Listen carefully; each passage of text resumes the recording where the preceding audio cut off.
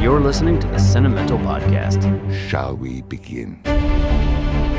All right, welcome back to the Cinemental Podcast, where we discuss mental health themes from cinema, television, and popular culture. Josh, we need to amend this to say that we also talk about filmmaking, because we do talk a lot about filmmaking and the art of filmmaking. So I will do that next time.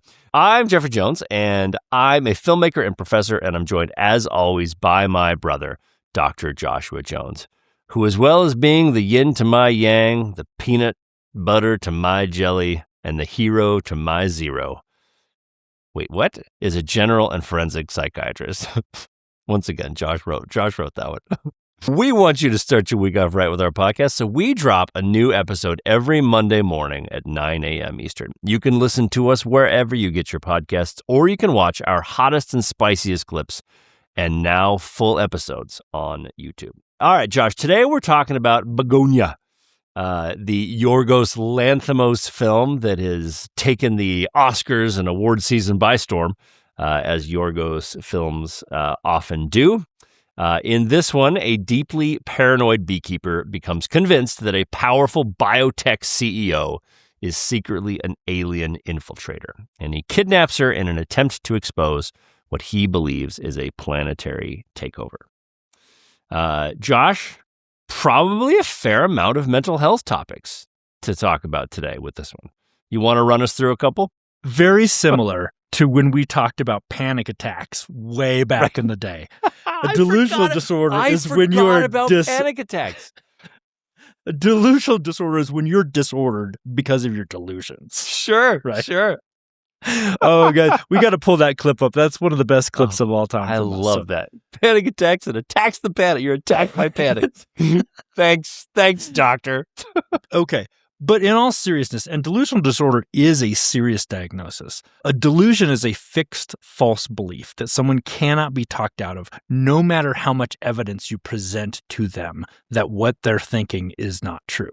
Because it's the reasoning center in your brain has been taken offline. And every piece of information that you're presented with, your brain somehow makes fit the belief that you have. Right. So in this case, Teddy's belief is that there is an alien invasion that has already happened. In real life, delusional disorder can be very detrimental to people. Now, it's different from schizophrenia, even though they're related, because in schizophrenia, people have both delusions, that is fixed false beliefs, but they can also hear auditory and visual hallucinations. And most people with schizophrenia also have disordered, disrupted thinking. But a person with delusional disorder doesn't have those other parts of psychosis. They just have this firm, fixed false belief. And Josh, is it fair to say that it's one thing? It's like one fixed false belief? Yes, Jeff. In delusional disorder, it is. In schizophrenia, it doesn't have to be. It can be fluid. It can be many different delusions.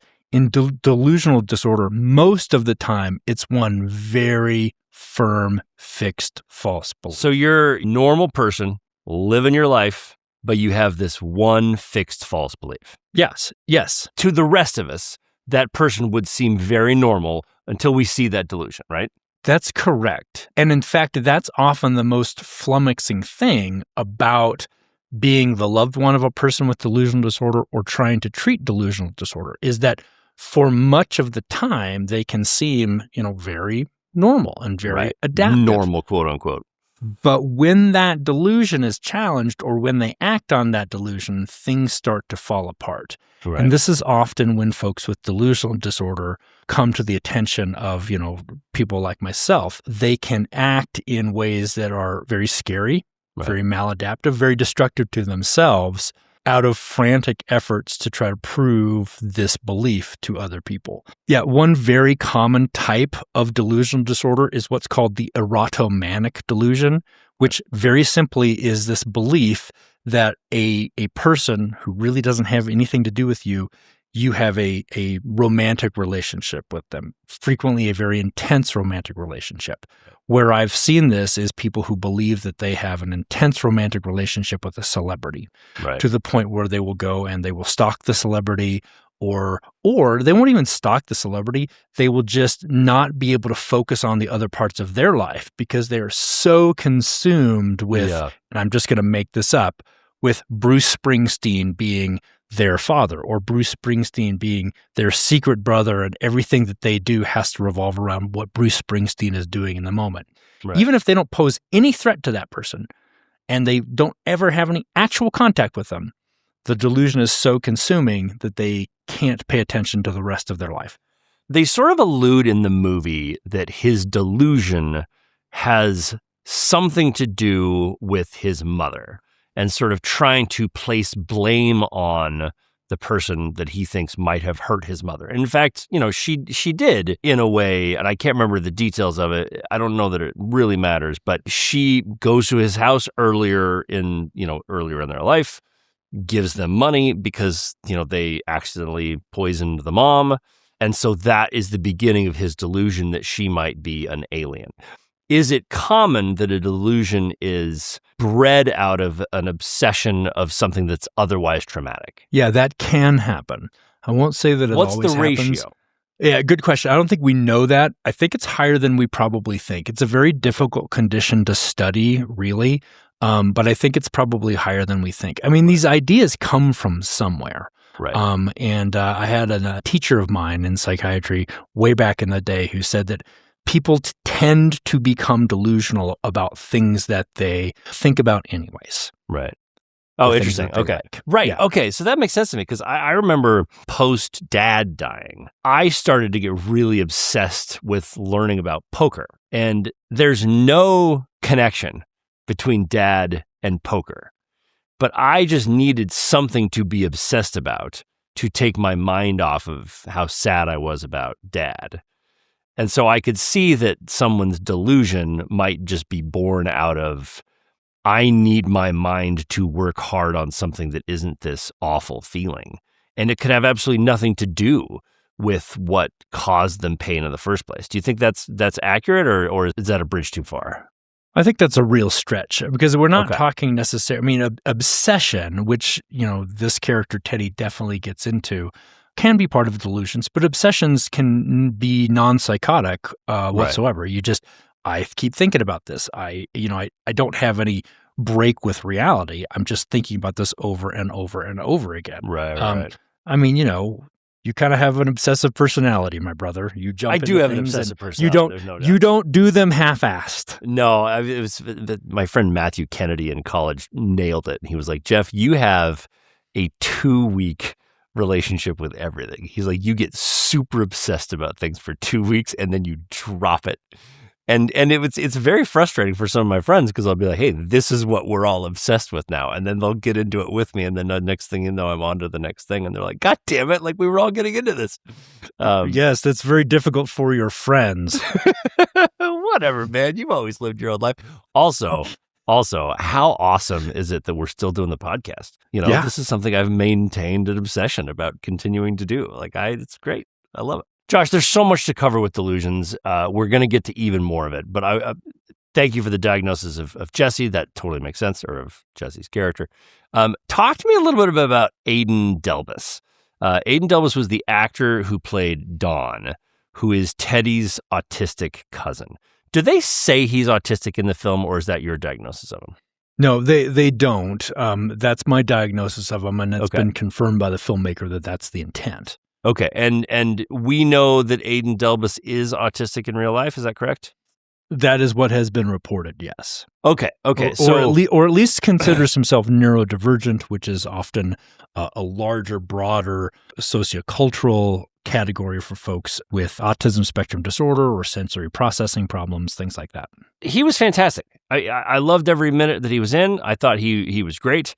What do you want to say about autism spectrum disorder? Because I have a couple questions about filmmaking that I want to bring up. Here's why I think that the Don character has autism spectrum disorder. Okay. And it is not because of the kind of crappy things that Teddy says about him, like he's simple, not very intelligent, because that's not necessarily true. I didn't necessarily pick up that Don wasn't intelligent from an IQ perspective. What I picked up was that, like most every autism spectrum disorder folk, he lacks full social understanding and social reciprocity, which is really important here in understanding his character. Social reciprocity is giving back kind of the vibe that someone is giving you. Okay. I like to think, and I've described to folks that I've treated with autism spectrum disorder, you kind of live in a world that you don't fully understand and that doesn't fully understand you. And many of the autism spectrum disorder folks who I've treated have said, yes, that describes what I feel.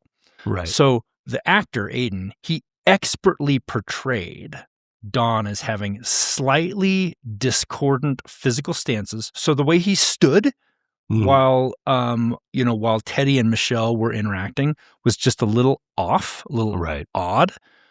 His facial expressions and his vocal tone and its cadence were just off from the emotional tone of what was going on.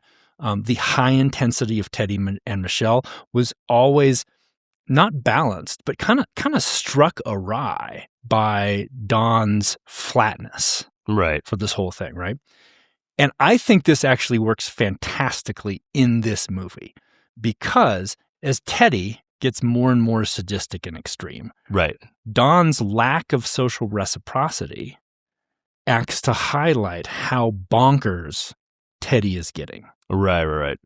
Does that make sense? It totally does, because when Don is begging Teddy to stop, I mean, you really feel that it's like he's reached the end of his comfort zone, but he's not doing it in a way that you and I would tell someone to stop. It really is just like, it's like this silent, desperate plea. Was awesome. It was great.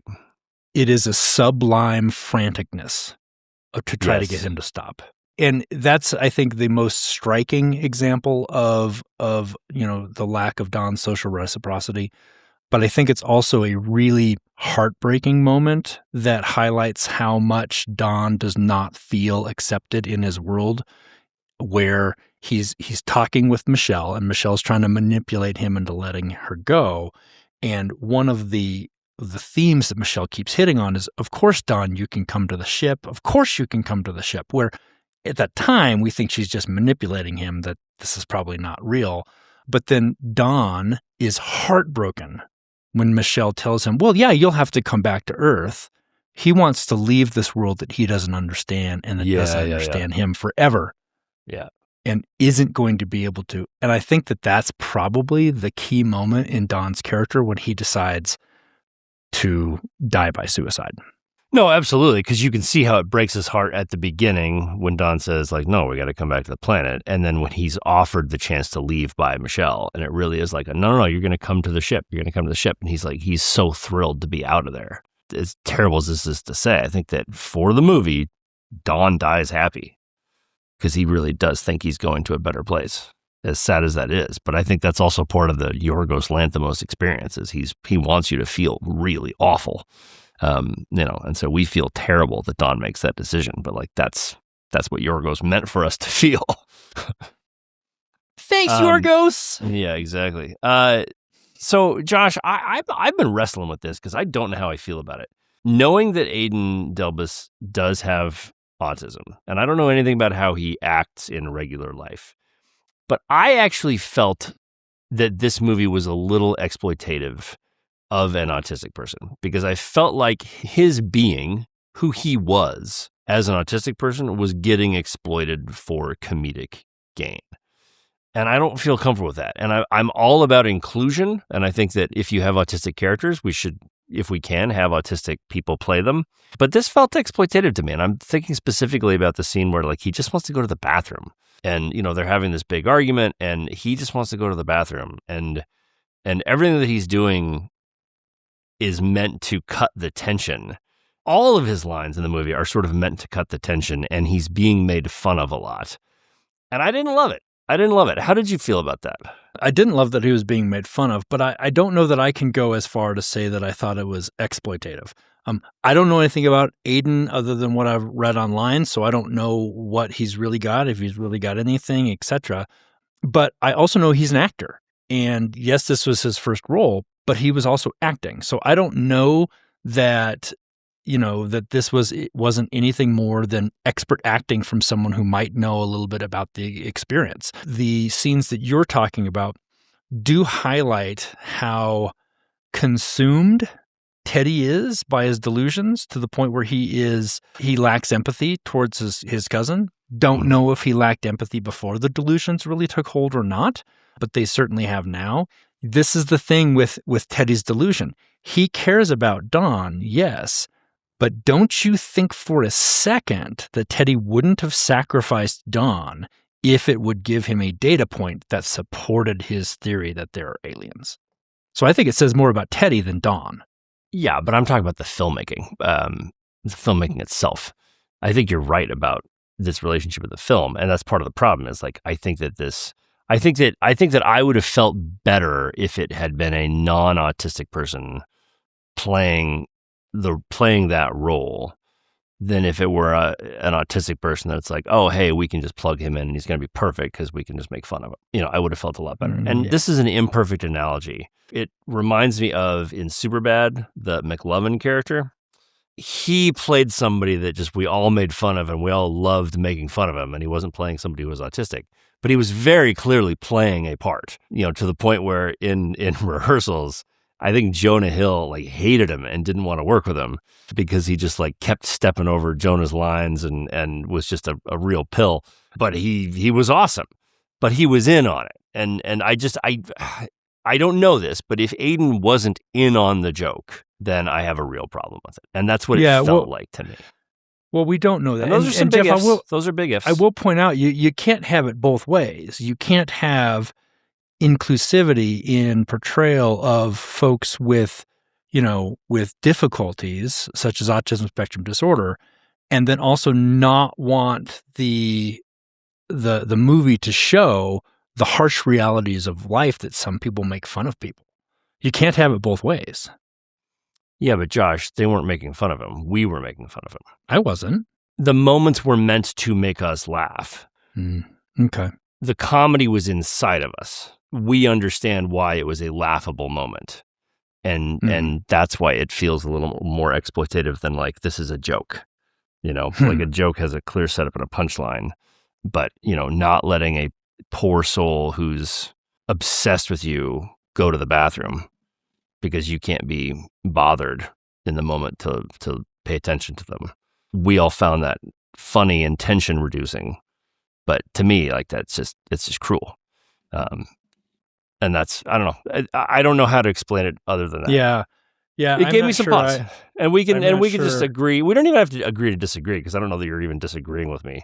I don't know enough about it, I think, but it did just kind of rub me wrong. And when I watch movies, I think about the way that things are made, and I wonder. And so I just wonder about this one. I also just don't know that it hit me the same way that it hit you. I didn't think that was funny. I thought it was cruel. Yeah. Well, fair enough. Well, I mean, it was cruel, but I think that it was intended to take the tension out of the scene. I see your point, and I think it's something that your industry really has to wrestle with, about how do you tackle that tension between inclusion and also humor. You're right. If that was the intent, to have everybody laugh at this guy, and he wasn't in on the joke, that's not great. Yeah, it's a good question, Jeff, and I don't think I have an answer for you other than it affectively hit me in a different way than it hit you. Yeah. And that's art. That's art too, right?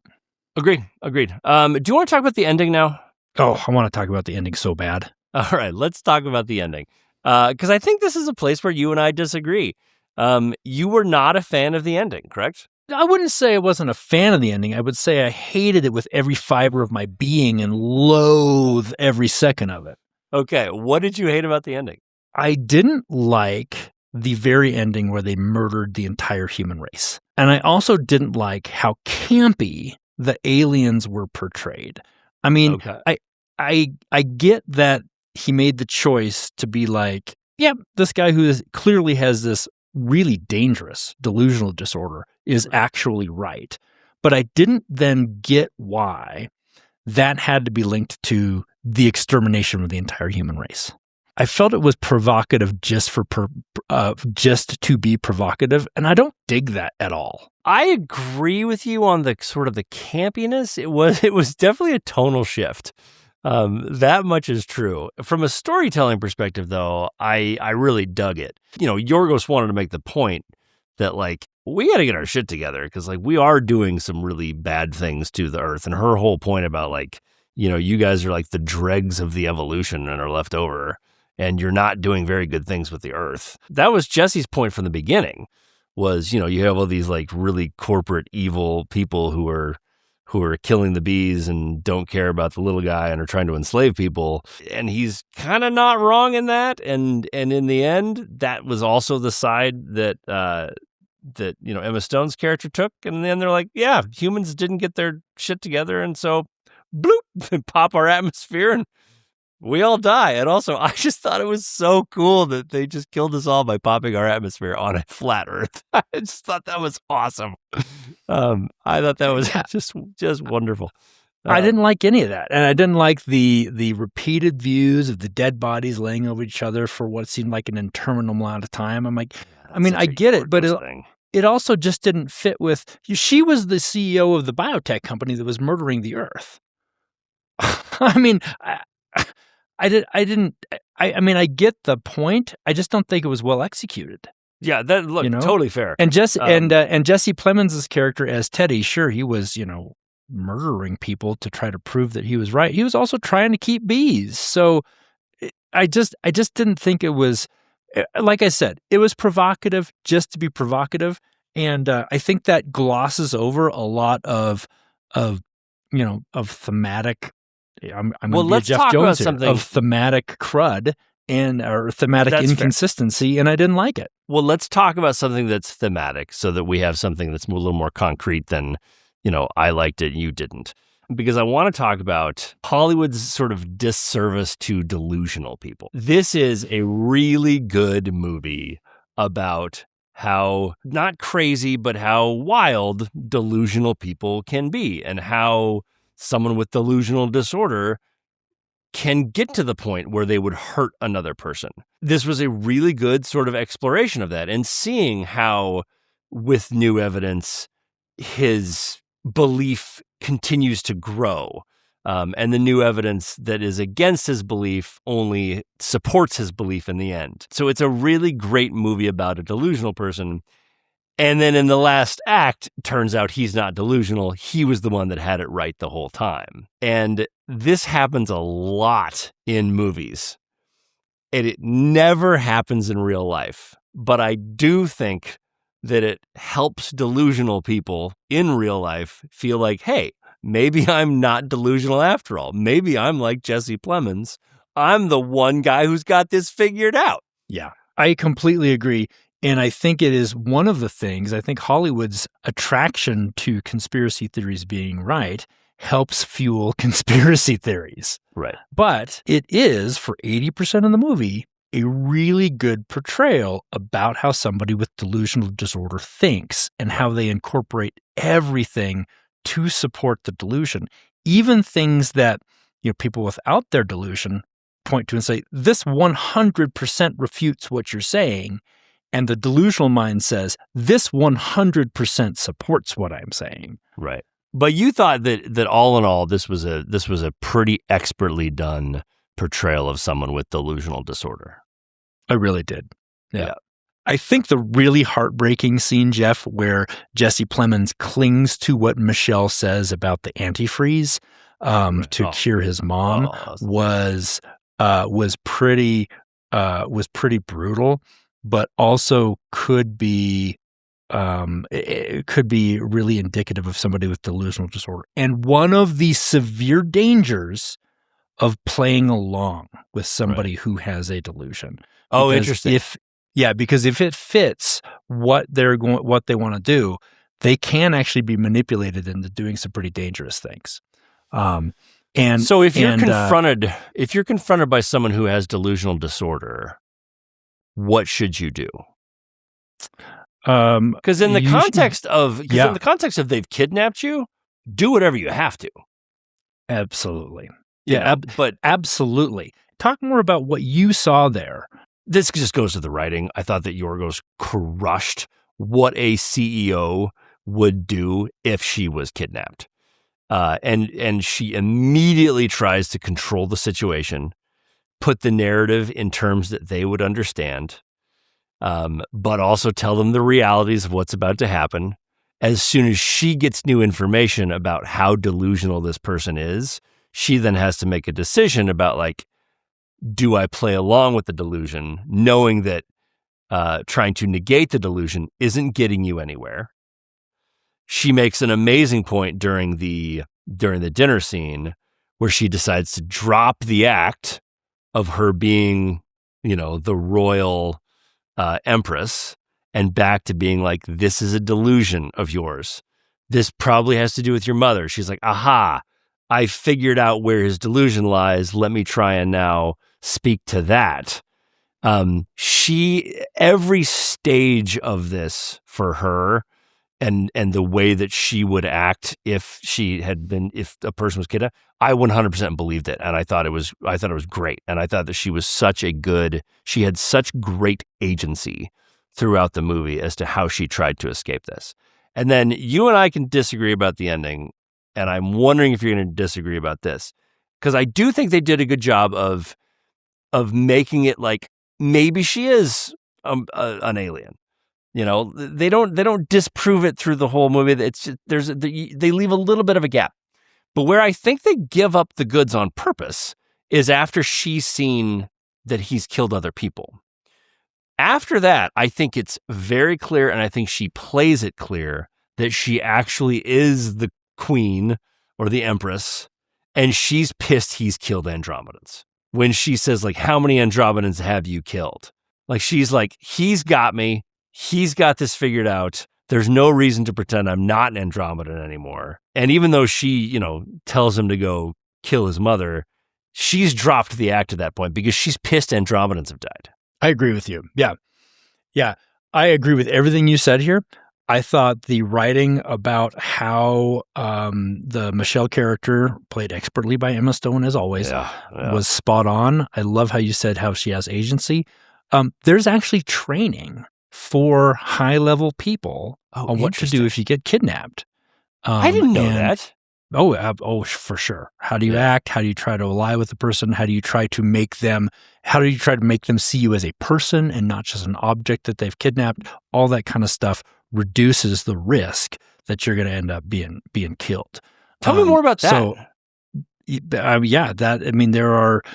there's a playbook on how to deal with a hostage situation, right? Whether you are the hostage negotiator or whether you are the hostage. You want to, ride that fine line. But when would someone decide to take that course? Usually it's the company that decides you're taking this course because you're a high value target. No way. For sure, Jeff. Have you ever been a part of that or anything? I have not. I know that they exist. I don't know a lot about them. Yeah. I mean, as the podcast grows, you and I should probably take that course. Oh, 100%. I mean, high value targets here. If you know what I'm saying. If you know what I'm saying, guys. I mean, the click might have undone it for me, but so you asked me before we started talking about how Michelle did this. How should you act with a person who's got delusional disorder? Right. The answer is not clear cut because it depends on how you're interacting with them. Sure. If you're a loved one, once you identify that your loved one can't be talked out of their delusion, please stop trying, because you're just going to drive a wedge in between you and them, and you need to try to get them the help as best they can with a mental health professional. But trying to convince somebody who truly can't be convinced that their delusion is false gets you nowhere. Also, don't necessarily go into it with them because it just reinforces it. Take a stance of neutral curiosity about what's going on with them. What does that look like? What that looks like is it looks like not agreeing with them and not disagreeing with them. And so if you said something to me like, Josh, I truly believe that the bugs run the world, I might say something to you, be like, how does that thought affect you? Right? I'm not supporting it, but I'm not saying it's wrong. I'm curious about how you You don't want to ask, but if they do, then what about this? because that's trying to poke a hole in their logic, right? Yeah, exactly. Yeah, exactly. Now, this is once you've really confirmed and become convinced, and maybe even gotten some mental health expertise that this is delusional disorder. You can't talk them out of it. Very different than if you're in Michelle's situation where you've been kidnapped by somebody and you're trying to figure your way out. Then play along with it as best you can, if that makes sense at the point in time. But again, that's a super rare situation that's not going to happen. Okay, let me talk to you about a situation that would happen though, Josh, because I think that it's happening a lot. Let's say that you're hanging out with someone who is a flat earther and you get an argument about flat earth. Isn't flat earth belief a delusion? Isn't Jeff, it fair to say that, even though, what's the difference between conspiracy theory and delusion? Great question. So a delusion is a fixed false belief. So no matter how many holes you poke into it, the person's not going to be convinced otherwise. Folks who believe in conspiracy theories, and if they're not delusional, they will be convinced. They can be convinced, and they can change their belief about it if presented with a certain set of facts that they think disproves the conspiracy theory. Where it's different from a delusion, and you really don't necessarily know this until you reach the end game, is that nothing's going to convince the person with a delusion that it's false. But you see people who believe in conspiracy theories change their beliefs or have holes poked in it all the time. Right. The flat earth example, Jeff, is actually the absolute best example of a concept you and I talk about on this podcast all the time, the difference between a symptom and a disorder. Great. Okay. Tell me more about that. Does this make sense? Because folks who believe that the earth is flat have that belief. I mean, it's wrong. Right. It is a delusion. It is a fixed false belief for them. But for the vast majority of them, having that delusion, that fixed false belief, doesn't actually affect their functioning in any sphere. Okay, you believe that the earth is flat. Doesn't affect you at work. Doesn't affect you in your relationships. Doesn't affect you kind of at all, even though the belief is there and it's wrong. But if you start to act on it in a way that affects your functioning, like I can't take a flight on this plane for my job because I'm going to fall off the end of the earth and die because the earth's flat, then that starts to get into delusional thinking and into disordered thinking. Does that make sense? No, it totally does. But this also goes to my normie brain's issue with the affecting your life being the border. Something's only a disorder if it affects you negatively. I have an issue with that. My issue is just, if someone's delusional, then let's just call it what it is. I don't need to wait until, they act on it to be like, you're delusional. Like, a delusional thought should just be a delusional thought. Well, it is, but it doesn't mean I know.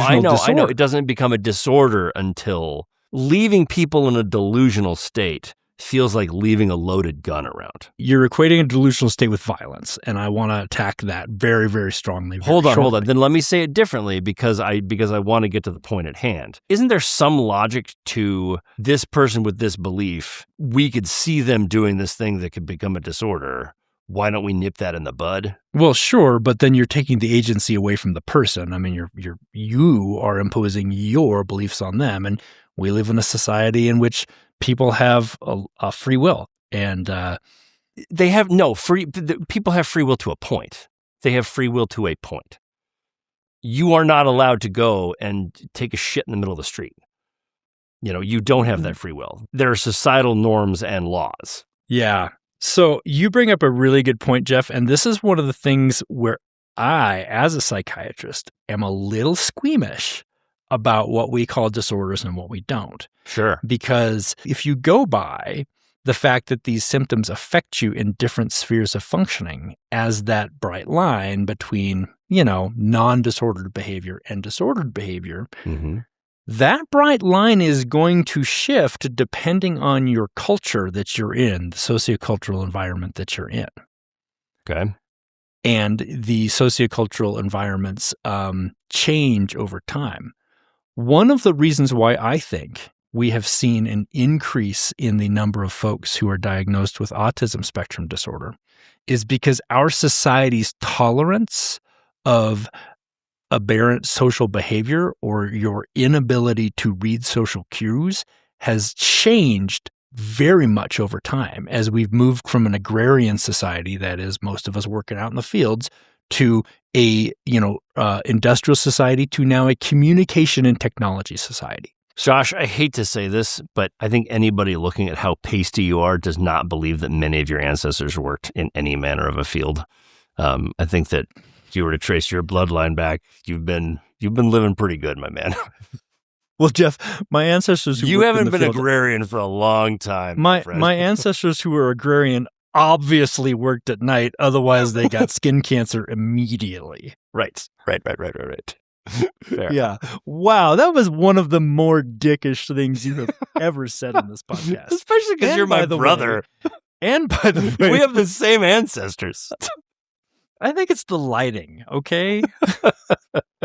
I think the fact that you can't tell where my skin and the white shirt, that there's not a clear boundary between those, I think that has nothing to do with anything, Jeff. Finish the point there, because I'm having a problem. I'm having a hard time seeing it. So we were agrarian. We moved indoors. We're not getting the cues. But what does that have to do with someone shitting in the street? I don't know why you keep getting obsessed with shitting in the street. I think you need to go to www.jeffshittinginthestreet.com and to see some videos. Downvote. No, well, I think you make a great point. Imagine a society such as in 1600 Paris, where shitting in the street was normal. No. That's not even the essence of my question. Let me ask it a different way. Okay. Let me ask it a different way. Yeah, ask it an interpretable way, yes. Okay, so you have a friend who, for all intents and purposes, seems totally quote-unquote normal. But he has this belief that his true ruler, Galaxioid 5, is coming to collect him on June 1st. And he's going to go to this place and drink this special serum that's going to allow him to be picked up. And you know that serum is some manner of poison. That fixed false belief has not affected him yet. That fixed false belief has not crossed over into a disorder. He's living his life totally normal, but you 100% believe that he is going to do this thing that he said he's going to do on June 1st. Yeah, you're arguing some. You're arguing. I'm not arguing semantics. I'm actually asking what you would do in that situation. Because it's delusion, but not disorder. It is. It actually is disorder now because the intent of doing something really harmful to yourself is there. I mean, so it has crossed that line. Right up until the point where you said he's going to drink this poison, I would say it wasn't a disorder. But then you say that there is harm that's going to come to him. That is absolutely disordered now. Okay, fair enough. And I actually think you do answer my question there. What do you do then if you're his friend and that comes and goes? No, that's a great question. And that happens a lot. Really? Yeah, that can happen a lot. Yeah, I think this. Oh, I don't think this. Yeah, I think this. I mean, the fixed false belief is there, but what you're going to do about it, that can shift for sure. Yeah. Well, and in that situation, maybe they're like, oh, maybe I read the tea leaves wrong, and maybe they're coming. Oh, you know what? They're coming in 3 years. And that's the continuation of the delusion. The intent to harm in some way makes it then a disorder is your answer. Right, because that interferes in I buy sphere that. of I buy that. Functioning. Okay. All right. Yeah. But beyond that, we just have to let people kind of have the agency and have the free will to believe something that we know is a fixed false belief. In our society, yes, that's what we've chosen to do. I think that's the right thing to do. You do think it's the right thing to do? Yeah. I do too. I mean, you got to really, really make a case for me to trample on somebody's, agency. Even people who are like hardcore into drugs, I'm like, we have to let people make decisions for themselves. So I do agree with you. And I think you say it very well. If someone's delusional to the point where they're like, hey, all these kids need to die. All the kids on that school bus are aliens. We got to go stop that school bus. Well, that's a disorder now. And it's safe to stand in the way of them doing something that they intend to do. But if also somebody was like, hey, that school bus that your kid is riding, I think it's driven by an alien. I'm going to keep an eye on that guy. Sure. I'm going to always know where he is.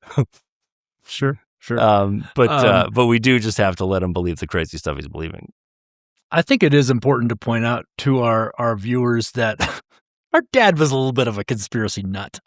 He loved himself a good conspiracy. I just think Dad liked conspiracies because he liked stories and he liked. I don't know that he actually believed this wild stuff. He just got a kick out of it. One of the quotes that Dad said that has always stuck with me, and I repeat it from time to time, is that just because you're paranoid doesn't mean they're still not out to get you. I know you equate that to Dad, but it's actually a Woody Allen quote. Well, of course it is. Dad stole everything. Well, I just want and then drove it into the ground. I just want to give credit where it's due. Dad said that a lot, but it's actually a Woody Allen quote. Well, that's where I heard it from. I didn't hear it from Woody Allen. I heard it from Larry Jones. That's fair. Josh, let's talk a little bit about mental illness and violence. We've had a long conversation, and I've enjoyed it. I think it was really worth talking about delusion and disorder. But let's talk about, you wanted to make a point about mental illness and violence, and I think it's really worth. Yeah, and my number one point about mental illness and violence is, Jeff, your industry fucks us over on this because your industry loves to make folks with mental illness violent in your films and your TV shows. And that's right. I'm laying all the blame on you, Jeff Jones. Please do. Please do. And the truth about the relationship between mental illness and violence is that it is far, far, far less common than popular culture will have you believe. In fact, a person with a mental illness is 12 times more likely to be a victim of violent crime than to be the perpetrator of one. Oh, wow. And for further statistics, Jeff, about 1/4 to 1/3 of adults with severe mental illness are the victims of at least one violent crime in any given year, and that is a rate much higher than that of the general population. Why do you think that is? Folks with severe mental illness have a much more difficult time providing themselves with security, with safety, are much less able to respond to threats than folks who don't have a severe mental illness that impairs their ability to detect reality. Yeah, is there also something to the idea that like bullies are going to look for people who they think have bullies are going to look for the weak? That's right. Yeah. Well, I don't want to call them weak. I was trying to avoid. I'm not calling people with mental illness weak. I'm saying bullies seek the weak. So having a hard time differentiating that, but let's just move past it. The one last statistic that I want to throw out to you, Jeff, is that the vast majority of people with mental illness are never violent. In fact, only about 3% to 5% of all violent acts in the U.S. can be attributed to people living with severe mental illness. And of people with mental illness who are violent, drugs and alcohol are involved in the vast majority of the time. And I got to tell you, I don't know that I have a defense for my industry when it comes to that. Other than to say that I do think that it's becoming more acceptable and more, not widely practiced, but at least more practiced, that you will have main characters with mental illness or with some sort of mental issue. We are exploring that more and seeing heroes as people who can have, some sort of mental illness. And I think that's great, but I don't think that you're wrong. I think that we haven't had a good history with it. I think the only defense that I can give is nor has human history. Right. Yeah. I mean, and movies are made by humans. That's the best I can give you. And, I certainly, when we go back in history, I do think it's important to give the context of what people were believing at the time and also still hold them accountable for that. I think it's okay to hate the country's founders for being slave owners. I don't have any problem with that. I don't have any problem with calling them exactly what they were and say, maybe we shouldn't have such a hero worship for people in the past who did terrible things. Maybe we should just view them as what they were, which is, flawed people who did this that had an effect. I don't have any problem with viewing history that way. And, it's the same with filmmakers, from the 50s and 60s. Anybody who did Red Face, we can hate that decision and also say at the time they made movies that were culturally relevant. We can stop the hero worship of people in the past. And I don't have any problem saying that Hollywood has had a problematic history with mental illness. And we need to do better, and we can do better. That being said, we're not going to stop making serial killer movies. Yeah. And I don't know. Yeah. And I don't know that Josh Jones wants us to. I think that you probably find some pretty entertaining. Yeah. I am a consumer of popular culture as well. Yeah. And I got to tell you, Josh, I thought this was a decent movie about someone who was violent and had a mental illness. Until the end. Until the end. Yeah. Okay, I want to talk a little bit about filmmaking here, Josh, because I want to talk about Yorgos Lanthimos. Yeah. So I'm not a Yorgos fan, and this is a point that I make a lot on the podcast, and it's a really important point to make about the differentiation between something not being your taste and something being a bad movie. Yorgos Lanthimos is an amazing filmmaker. His movies are exceptional. And if you watch Bugonia, it is a masterclass in cinematography. It is a masterclass in color science. It's a masterclass in acting. And in that, what, you can't hear me? No, I can. I was pointing to, because also I thought sound too. Masterclass in masterclass in sound, a masterclass in composition, in music composition. And because the acting was great, you got to imagine that the directing is great. And you got to imagine the directing is great because the same amazing actors keep saying yes. It's basically just what did Jesse Plemons and Emma Stone want to do with Yorgos this week is what, it's what it's become. But Christopher Nolan does the same thing. All these actors do the same thing. The reason I don't like Yorgos, and this is just taste, is I don't like the level to which he wants me to feel uncomfortable. And that's just a taste thing. And my examples from the movie is at the beginning, the chemical castration. I didn't think it was necessary. I didn't think it was necessary to tell the story. And it was a great main character stage of life. Tell me who these guys are. Tell me how crazy they are. You got your point across. But it was incredibly just awful and made me feel terrible to watch him stick the autistic kid, with chemical castration drugs. And there's a number of those scenes. Again, the scene at the dinner table where he doesn't let the kid go pee. It just felt awful. And the thing that I don't love about Yorgos is he just makes me feel terrible on purpose. Okay. And that is not to say that every filmmaker has to make you feel good. It's strictly a taste thing. But when people talk about movies, we too often say, if it's not my taste, it is therefore a bad movie. And I just don't think that is true.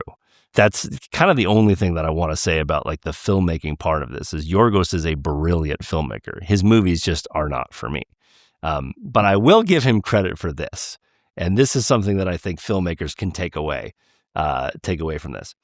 I think that the best actors and actresses to work with, there's basically two kinds of actors and actresses. There's the kinds that want to look amazing, and there's the kinds that want to have their head shaved, be covered in white lotion, and spattered in blood. And you should want to work with the latter. And this is a major difference. And again, this is taste. This is a difference between me and my wife. My wife wants to make the Nancy Meyers movies where everybody looks amazing and everybody's having a great time and we're, hanging out in Martha's Vineyard. I want to make the movies that are in a basement, someone's shaved head, covered in blood, covered in lotion. But I think your really exceptional actresses like Emma Stone are like, all right, what am I going to look like? What harrowing crap am I going to go through? Let's do it. And that's a great role. Those are roles that real actors love and covet and just are excited about. Christian Bale is a perfect example where he was talking about The Bride, which, we might cover. But he's like looking at like, okay, what am I going to look like? I'm going to be this monster and creature and, what's all that? And it's like, make me as ugly as possible. Man, those are the people that you really want to work with. And Emma Stone can do both. And that's what I love about Emma Stone. Jesse Plemons kind of can't do the I'm really handsome roles. He just kind of has to do these like really I know. Wow. Sorry, Humpty Dumpty. I just took a big dump on your husband. But Emma Stone can be just radiantly beautiful, and she can be covered in blood, head shaved, and still just knock it out of the park. And so I give Yorgos credit for that, is that he puts actors in really tough situations that that they're desperate to play. When you get a script like that, you're like, yes, I'm in. But yeah, Yorgos just he's not my taste. And that's okay. That doesn't mean he's not an incredible director. Well said. I mean, I really appreciate that take. I am obviously not a consumer of movies like you are. You're in the industry. I go much more by I didn't like this, so it wasn't a good movie. Sure. Working with you on this has really opened my eyes to this. I can see why this was a really good movie. And in fact, I didn't like the ending. I've said that clearly. Mm-hmm. I don't think it was a bad ending. I think it was meant to make me really, really uncomfortable. It did. I didn't like it, but I appreciate it and I understand it. I will say about Jesse Plemons, this guy was not on my radar as an actor at all until Civil War last year. Oh, sure. Yeah. And I thought his performance in this movie, Bugonia, was phenomenal. I'm probably going to see anything he's in from now on. Well, he's really, go back. Really good. Go back, Josh, because he's in season 2 of Fargo with Kirsten Dunst. And they play a couple. I think it's actually where they like met and fell in love. Season 2 of Fargo is fantastic. Okay. I mean, the first 2 seasons of Fargo are amazing. He's great. You weren't a Breaking Bad fan, right? No, I watched half of the first season, and I just totally fair. I know a ton of psychopaths. Yeah, he's in the latter seasons and does a really good job playing a psychopath. Yeah. I think that's where his psychopath. Where you got typecast. Where you got typecast. But yeah, he was incredible in Fargo, and then he did a mini series for HBO called Love and Something, and he was having an affair with the Olsen sister, who's actually a good actress. And he was awesome. He's just good. He's so subtle in what he does. He's so subtle and has a total commitment to character. I'm a little tired of seeing him and Emma Stone and stuff. I would love to see them branch out. It's so funny to think like they're like the horror com, It's like, think of the old like rom-coms back in the day of like Matthew McConaughey and Kate Hudson. How many movies can they do together? And it's like, Jesse Plemons and Emma Stone are like the horror com pairing. It's like, let's see something new. All right, Josh, we've been covering conspiracy theory a lot today and delusion. But I got really interested in conspiracy theories, and we all know some classics. I don't think that flat Earth is a conspiracy theory. There's no conspiracy there, but we've all heard of the JFK assassination. We know that there's some conspiracy theories around 9/11, but I wanted to find a really fun top 5 list of the most unhinged, wacky conspiracy theories in world history. And so today's top 5, and this is a top 5 list as always that nobody asked for, is Jeff Jones's top 5 conspiracy theories that are just kind of fun. Oh, that's awesome. Okay. Oh, I'm all for this, Jeff, and I may have a couple additions for you. So I hope you do. Do you have any honorable mentions? I don't have any honorable mentions. We're just going to get right into the top 5. Great. I bet there's a conspiracy theory as to why there's no honorable mentions here, but let's go right to number 5. Okay, so number 5, Josh, this is a real thing. There's no Finland. Makes sense. Sure. Yeah. Okay, so Finland just doesn't exist. Not metaphorically, literally. The theory says Finland was invented by Japan and the Soviet Union as a fake country so they could secretly control fishing rights in the Baltic Sea. And according to believers, Finland is actually just open ocean, and the people who say they're Finnish are either Swedish or Russian, and in on it. It's so confidently absurd that you almost start looking at a map thinking, wait, do I know anyone who's from Finland? Because I don't, Josh. That's great. Oh, I I've know, never heard of right? that one. I've never heard of that one. Isn't that great? Oh, okay. All right. Okay. Number four. So number 4 is the hollow earth theory. Sure. The idea that the planet isn't solid, but it's basically a shell with an advanced civilization living inside. Some versions of this say that there are entrances at the North and South Poles. Some say that Nazis escaped there after World War II. Others say UFOs aren't coming from space, but they're coming from inside the Earth. And, it's like Jules Verne fan fiction that refuses to die. And honestly, it's kind of delightful. I'm into this hollow earth. That's a good imaginative world to go into. So Sure. The hollow earth theory is number 4. Okay. All right. Number 3. Okay. Number 3 is the Wednesday glitch theory. Okay. Okay. So the Wednesday glitch theory is the idea that reality slightly destabilizes every Wednesday at 3:17 a.m. local time. That's when systems reset, markets recalibrate, satellites sync, and occasionally the timeline hiccups. People who wake up at that time report vivid dreams, weird deja vu, or noticing Mandela effect stuff. I know it sounds ridiculous until you realize most server maintenance actually does happen midweek and at night. Huh. Okay. It's when the matrix resets. Pretty much. Okay. All right. You're starting to get into my head here. So number 2, Jeff. All right. This one's awesome. I love this one. Okay. Number 2 is the Saturn Moon Matrix theory, which says we're basically in a cosmic prison. Saturn emits some kind of frequency symbolized by that bizarre hexagon storm at its North Pole, which we have seen. That's where it started from. And the moon acts like a relay station, amplifying the signal to Earth. The black cube shows up in ancient symbolism, modern architecture, corporate logos, and supposedly it represents the system keeping us trapped in time and material reality. It's not so much a political conspiracy as like a metaphysical sort of paranoia, which, somehow makes it even creepier. But we're all just projections coming from this black box emitted by Saturn. Jesus. Okay. Well, I'm obviously wow, a sci-fi nerd. Yeah. Wow. Okay. So with all those, I can't wait to hear what number 1 is. So what's your number top conspiracy theory? Number one, I know that you and I both love, and it's the Mandela effect. But specifically, that the Mandela effect proves that we shifted timelines. Yeah. So it's proof we shifted time. Not that we misremember things, not faulty memory. We literally slid into a neighboring reality. That's why it's Berenstain, not Berenstein. That's why movie quotes feel slightly off.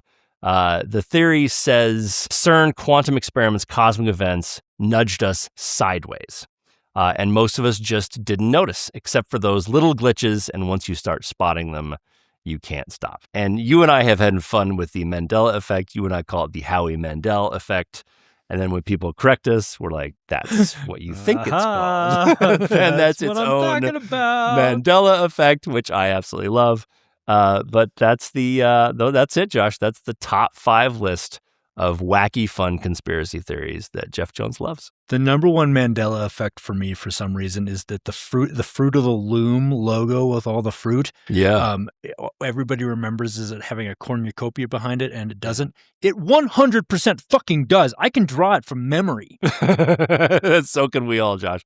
As an added bonus, though, for you, Josh Jones, one of those conspiracy theories I made up. Oh, this is awesome. So can you tell me which of those conspiracy theories was made up by your brother? And I will go through them again for you real quick. No, go for it. Okay, we have tell us what they are. There's no Finland. There's the hollow earth theory, the Wednesday glitch theory, Saturn and the moon, and the Mandela effect proves we shifted timelines. Which of those did your brother make up? Okay, well, I know you didn't make up the Howie Mandel effect. Right. I have heard the Hollow Earth theory many times. Yeah. I desperately want the No Finland conspiracy theory to be a real conspiracy theory, so I'm not going to pick that one. In fact, I'm going to repeat that one over and over and over again. So we're down to the Wednesday glitch theory and the Saturn and the moon. I'm going to say No you Finland made up. theory is really fun. I'm going to say that you made up the Saturn and the moon theory. I wish I did. I made up the Wednesday glitch theory. Oh, okay. I've narrowed it down to that too. You did narrow it down pretty well. But it sounds like a real conspiracy theory, right? Well, it is now. It's 100% now. I'm going to repeat that over and over again. Yeah, that's great. The one thing that should have tipped me off is you picked 3:17 a.m. and we just did weapons where they all disappeared at 2:17 a.m. Oh, so sure. yeah, that should have tipped me off. Yeah, Jeff, yeah. I've got a couple more funnish conspiracy Please tell me. theories to I'm add so into this. for And you. honestly, this is the point where let us know your favorite conspiracy theories in the comments. 100%. But Josh, give me a 100%. couple. Okay. Of your honorable mentions. One of the ones that I think is kind of cool is the phantom time conspiracy theory. I know about this. This says that for reasons that aren't totally clear, the entire Charlemagne period of history from 300 years from about 680 to 980 were just added in the early Middle Ages for no particular reason, but that was just added to throw our calendars off. It doesn't make any sense. It's not real. There's no support behind it, but it was made up in the 1990s, and it just kind of persists out there. It sounds like somebody who wanted to manipulate and make their legacy larger would do back in the day. There are moments in history, Josh, that I think are really fascinating when you try and view things through the lens of, oh, that person must have been a time traveler and gone back in time and like predicted that accurately. And one of the really interesting, like you've seen Three Body Problem, right?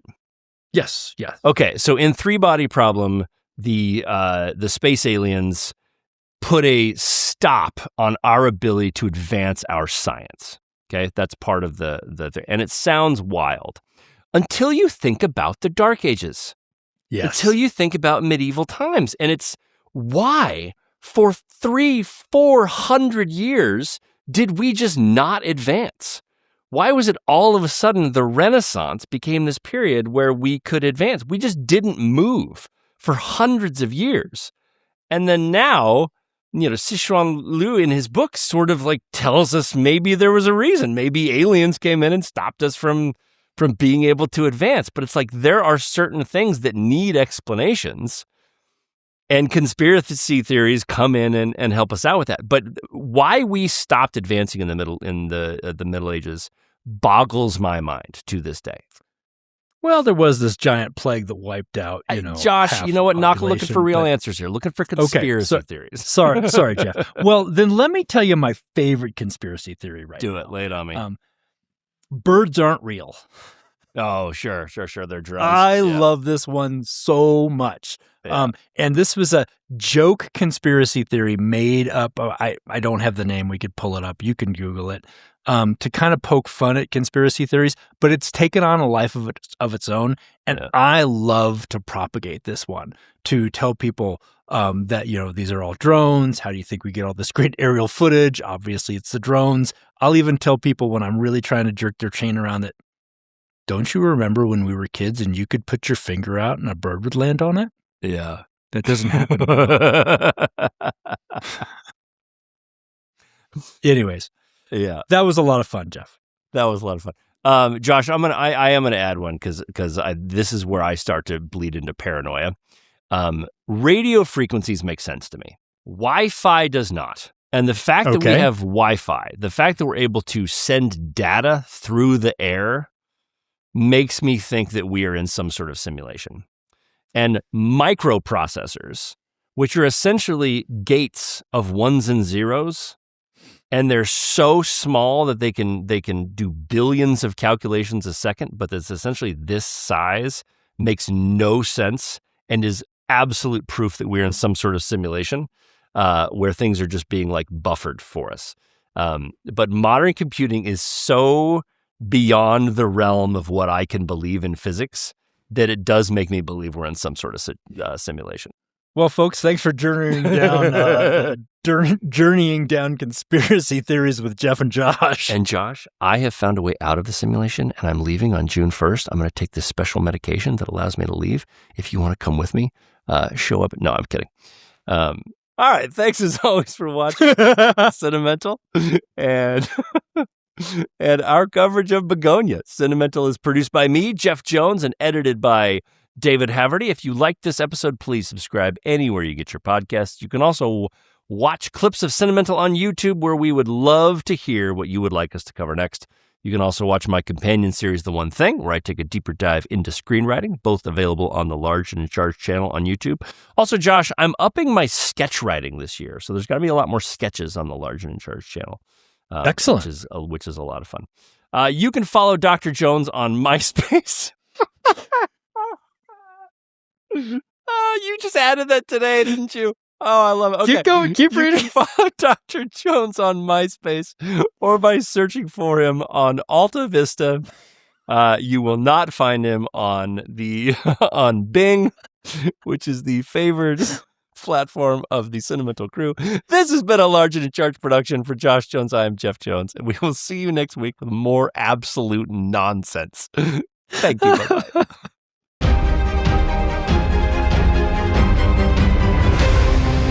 I want you to hit me as hard as you can.